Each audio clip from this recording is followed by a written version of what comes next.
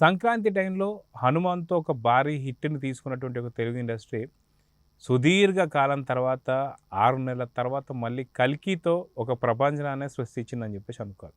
అయితే మళ్ళీ ఇంకొక సినిమా రాబోతున్నది 'భారతీయుడు 2'. అయితే ఇప్పుడు 'కల్కి' సినిమా వల్ల 'భారతీయుడు 2' చాలా ఇబ్బందులు పడుతున్నాయనే వార్తలైతే వస్తున్నాయి. అయితే 'కల్కి' ఎందుకు భారతీయుడిని ఇబ్బంది పెడుతున్నాడు? ఏంటి స్టోరీ అనుకుంటున్నారా? అయితే మనతో పాటు సీనియర్ జర్నలిస్ట్ హేమ సుందర్ గారు ఉన్నారు. వారిని అడిగి తెలుసుకుందాం.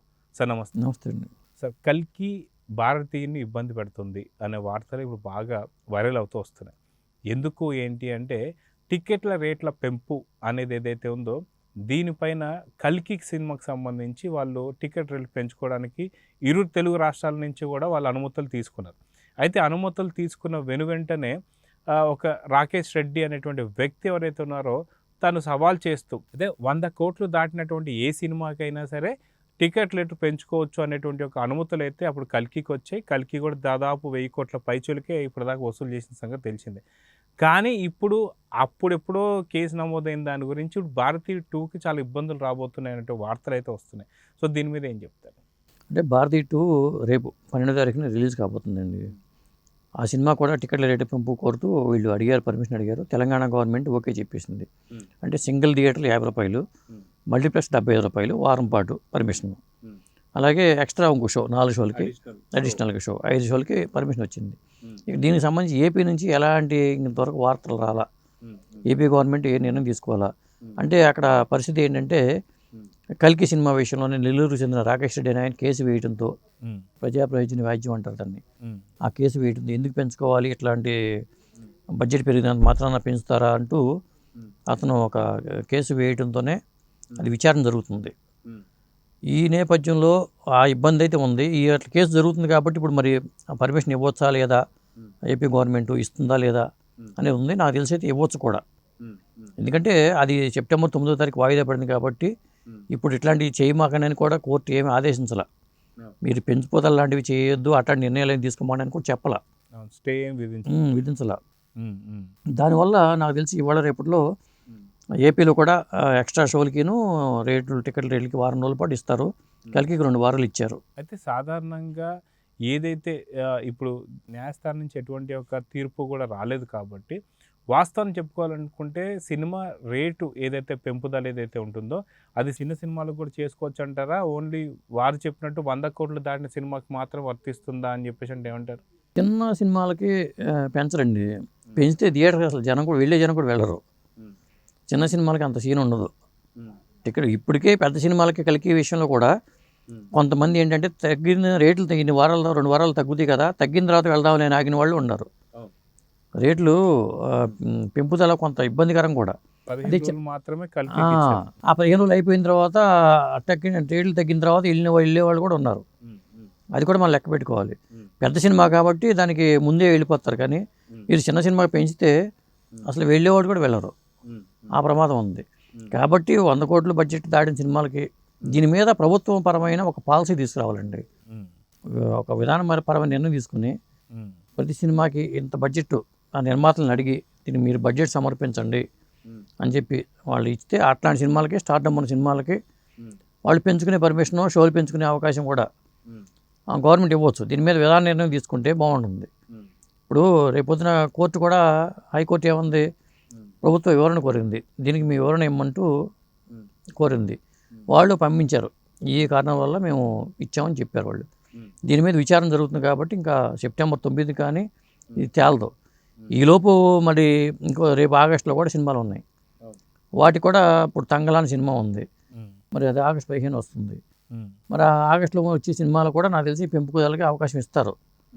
కాకపోతే కొన్ని సినిమాలకి వీళ్ళు జనం రారు అనే భయంతో వద్దనుకునే వాళ్ళు కూడా ఉంటారు. 2 ఉంటాయి ఇక్కడ. అయితే నా ఆలోచన ప్రకారం నేనేమనుకుంటున్నాను అంటే ఇప్పుడు ఏదైతే సినిమా 100 కోట్లు దాటిన దానికి మాత్రం ఖచ్చితంగా రేట్లు పెంపుదలకైతే పర్మిషన్ కావాలని అడుగుతున్న వారికి గవర్నమెంట్కి ముందే ఏదైతే ఉంటుందో ఖచ్చితంగా పలానా స్టార్ హీరోతో మేము సినిమా చేయబోతున్నాం, మేము టికెట్లు ఇది సినిమా రిలీజ్ అయిన వెంటనే మాకు టికెట్ల రేటు పెంపుదలకు మాకు అవకాశం ఇవ్వండి అని చెప్పేసి అడుగుతూ, అప్పుడు గవర్నమెంట్ కూడా ఏం చేయాలి అంటే పర్టికులర్ టైం ఫ్రేమ్ విధించి ఈ షూటింగ్ ప్రారంభం ఈ టైం చేస్తున్నారు కాబట్టి ఒక సంవత్సరం లోపల ఈ సినిమా రిలీజ్ చేస్తే మీకు టికెట్ రేట్ పెంపించుకోవచ్చు అని చెప్పేసి, అంటే స్టార్ హీరో సినిమాలు కూడా టైంకి వస్తాయి, దాంతోపాటు టికెట్ రేటు ఎంత పెంచుకోవాలని కూడా వాళ్ళు డిసైడ్ చేస్తే బాగుంటుందని చెప్పారు. దాన్ని బట్టి సినిమాలు కరెక్ట్ టైంకి రిలీజ్ అయితే తెలుగు సినిమా ఇండస్ట్రీ కూడా కలకలలాడుతుందని చెప్పేసి అయితే అనిపిస్తుంది. మీరేమంటారు? అంటే ఇక్కడ లాజికల్గా ఆలోచించాలండి. ఒకటి, ఇప్పుడు మీరు 500 కోట్లతో సినిమాలు తీసుకుంటున్నారు, మీరు నిర్మాత, మిమ్మల్ని ఎవరు తీయమన్నారు 500 కోట్లు పెట్టి? 500 కోట్లు మీరు తీసి మళ్ళీ జనాన్ని డబ్బులు ఇవ్వమంటే ఎంతవరకు కరెక్టు? లాజికల్గా ఆలోచిస్తే అంతే కదా. మీరు తీశారు, మేము చూడాలి లేదా మా నిర్ణయం ప్రేక్షకుల పరంగా ఆలోచించుకుంటే. కాబట్టి పెంచమనడం కూడా ఇది మానవతా దృక్పథంతో మనం అడగటమే చెప్పాలంటే. అంతేగాని దీనికి విధానపరమైన పాలసీలు పెట్టి మళ్ళీ ఇన్ని స్టిక్ చేసామనుకోండి, అది కూడా సమస్యలు వస్తాయి. గతంలో టికెట్లు మరి వైఎస్ఆర్సీపీ గవర్నమెంట్ ఉన్నప్పుడు అసలు రేట్లు మరీ జీరోగా బిచ్చగాడికి వేసినట్టుగా వేస్తారా అని చిరంజీవి గారే అన్నారు. కంటే అంత దారుణంగా అప్పుడు రేట్లు ఉండేవి. కానీ అట్లా చూసుకున్నప్పుడు ఇప్పుడు ఉన్న రేట్లు చాలా కంఫర్ట్గా ఉన్నాయి, అన్నీ ఉన్నాయి. అలా ఉన్నప్పుడు సరిపోయింది కదా. మళ్ళీ ఇంకా అదనంగా పెంచుకోవడం అనేది పాలసీ కూడా కరెక్ట్ కాదేమో అనిపిస్తుంది. ఇట్లాంటి విషయాల్లో కొద్దిగా దీని మీద చర్చ జరగాలి. దీనికి ఒక కమిటీ వేయాలి, ఒక స్టడీ చేయడానికి ఒక కమిటీ వేసి, నిపుణులతో కమిటీ వేసి చర్చించిన తర్వాత ఒక నిర్ణయం తీసుకోవడం బెటర్ అండి.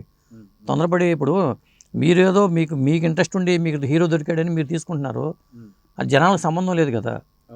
చూస్తారని నమ్మకం ఉంటేనే మీరు తీయాలి. కానీ ఇక్కడ చూసుకుంటే మనకి ఏదైతే సినీ ఇండస్ట్రీకి చూసుకుంటే హాలీవుడ్ అనేది చాలా పెద్ద సంస్థ, దాని నుంచి వచ్చే సినిమాలన్నీ కూడా చాలా భారీ స్థాయిలో ఉంటాయని చెప్పేసి అయితే అనుకుంటున్నాం.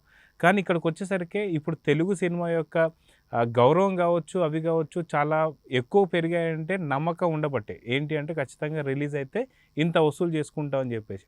సో ఖచ్చితంగా జనాల్ని మాత్రం కోర్టులో లేదా ప్రభుత్వాల్లో తీసుకెళ్ళి చూడమని చెప్పేసి అయితే అండలేదు కాబట్టి వాళ్ళకి నచ్చితే ఖచ్చితంగా ఎంత రేటు పెట్టినా సరే చూసే అవకాశం అయితే వాళ్ళకైతే ఉంది. సో ఈ రకంగా చూసుకుంటే టాలెంట్ని ఏమంటారంటే మనం పెంచుకోవడానికి కూడా ఇలాంటి భారీ స్థాయి సినిమాలు కూడా మంచిదే అని చెప్పేసి అనుకోవచ్చు అంటారా? భారీ స్థాయి సినిమాలు రావాలి, అందులో అనుమానం అయితే ఏమీ లేదు. కాకపోతే మీరు పెట్టిన డబ్బులు వసూలు చేసుకోవడానికి రకరకాల టెక్నిక్స్ ఉన్నాయి, మార్కెటింగ్ స్కిల్స్ ఉన్నాయి. సినిమాని బాగా విస్తృతంగా జనాల్లో తీసుకెళ్ళిపోవడం, అన్ని రాష్ట్రాల్లో రిలీజ్ చేసుకోవడం, హాలీవుడ్లోనో జపాన్లోనో చైనాలోనూ డబ్ చేసి రిలీజ్ చేసుకోవడం, ఇలాంటి టెక్నిక్స్ ఉన్నాయి. ఇప్పుడు హాలీవుడ్ వాళ్ళు అన్ని వేల కోట్లు పెట్టిన అవతార సినిమా తీసుకుని పెంచమని అడగట్లేదు కదా వాళ్ళు, అట్లా అడగట్లేదు కదా. వాళ్ళు చేసుకోగలుగుతున్నారు కదా, వసూలు చేసుకోగలుగుతున్నారు కదా. అందుకని మీ టెక్నిక్తో మీరు బడ్జెట్ మీరే పెట్టుకోండి, మీ నిర్మాతలుగా మీ ఇష్టం, మీ బడ్జెట్ మీ ఇష్టం. కానీ ఒక పక్క జనాల దగ్గర నుంచి డబ్బులు లాక్కోవాలి ఈ విధంగా.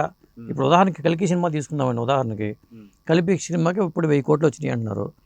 ఆ టికెట్లు రేట్లు పెంచకపోతే దాంట్లో 200 కోట్లు తగ్గాయి కదా. ఆ 200 కోట్లు ఎక్కడి నుంచి వచ్చినాయి? ప్రజల నుంచి వచ్చినాయి కదా. ఈ కోణంలో కూడా ఆలోచించేవాళ్ళు.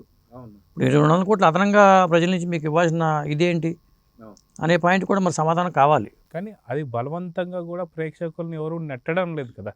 ఖచ్చితంగా మీరు ఇది చూస్తే చూడండి అంటున్నారు కాబట్టి.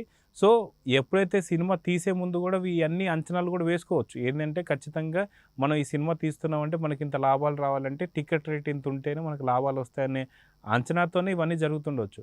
కాకపోతే దీని మీద ప్రభుత్వాలు కూడా కొంత కన్సర్న్ చూపించి వీళ్ళకి ఏదైనా సరే ఒక సబ్సిడీ లాంటిది అయితే ఇంకోటి, ఇప్పుడు మీరు అన్నట్టు పర్మిషన్స్ ఇవ్వడం అనేది మంచిదే అంటారు. మంచిది, పర్మిషన్ ఇవ్వడం మంచిదే.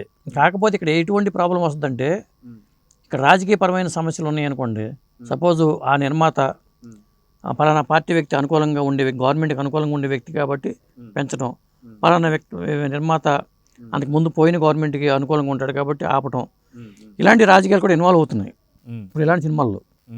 ఉదాహరణకి కల్కి సినిమా విషయంలో ఏపీలోను తెలంగాణలోనూ రేట్లు పెంచారు, కానీ తమిళనాడులోనూ కర్ణాటకలోనూ మలయాళంలోనూ పెంచలేదు కదా, హిందీలోనూ పెంచలేదు కదా. ఈ అంశాలు కూడా మనం లెక్కలో చూడాలి కదా. మరి అంటే ఇక్కడ వాళ్ళే అవసరమా అనే పాయింట్ కూడా వస్తుంది. అంటే ఇక్కడ గవర్నమెంట్ అదే రాజకీయాల ప్రమేయం కూడా దీంట్లో ఉంటుందండి. సాధారణంగా నిర్మాతకి రాజకీయాలతో సంబంధం లేకుండా సినిమా తీస్తే జనరల్గా దాని గురించి పెద్దగా ఎవరు పట్టించుకోరు. సో ఈ రకంగా చూసుకుంటే భారతీయుడు 2కి కల్కి అడ్డుపడిందా అంటే రాకేష్ రెడ్డి ఎవరైతే ఉన్నారో వారి వల్ల ఇప్పుడు భారతీయుడు 2 ఇబ్బందులు పడుతుందా అంటే ఏం చెప్తారు? అంటే ఇబ్బందులు పడదండి. ఎందుకంటే ఒకవేళ ఏపీ గవర్నమెంట్, తెలంగాణ గవర్నమెంట్ ఇచ్చింది కాబట్టి ఏపీ గవర్నమెంట్ కూడా పర్మిషన్ ఇచ్చేస్తుంది. ఒకవేళ టికెట్ల రేట్లు మరీ ఇబ్బందికరం ఉందని కూడా భారతీయుడికి కలికిలాగా ఓపెనింగ్స్ రావు, అంతే తేడా. ఇంత రేట్లో మనం ఏం చూస్తాంలే, మొన్నే కలికి పెట్టాం ఉన్న డబ్బులన్నీ ఎత్తుకెళ్ళిపోయి. మేము ఇప్పుడు పెట్టి ఓపిక సామాన్యులు, ఇప్పుడు మనం డబ్బున్న వాళ్ళ గురించి ఆలోచించట్లా, లేదా సాఫ్ట్వేర్ ఇంజనీర్ గురించి ఆలోచించట్లా. సామాన్య ప్రేక్షకుడు ఎవరైతే ఉంటాడో, ఒక ఆటో వాళ్ళనో లేకపోతే ఇట్లాంటి వాళ్ళు, కామన్ మ్యాన్, వాళ్ళు ఆ బేర్ చేయగలిగితేనే వెళ్తారు, లేకపోతే వెళ్ళరు. అది నిర్మాతగా, దీనివల్ల నిర్మాత నష్టపోతే ఎలా వేస్ట్లే, మనం భారతీయుడికి అంత పెట్టక్కర్లేదు, కలికి కాబట్టి పెట్టాం కానీ భారతీయుడికి అవసరం లేదని వెళ్ళరు. దానివల్ల నిర్మాత నష్టపోతారు మళ్ళీ. కాబట్టి ఇచ్చేస్తారు, పర్మిషన్ అయితే ఇచ్చేస్తారు నాకు తెలిసి. సో చూద్దాం సార్, మొత్తానికి భారతీయుడు బయటపడతాడా లేదంటే భారతీయుడే చిక్కుల్లో పడతాడనేది చూద్దాం. నమస్తే. నమస్తే.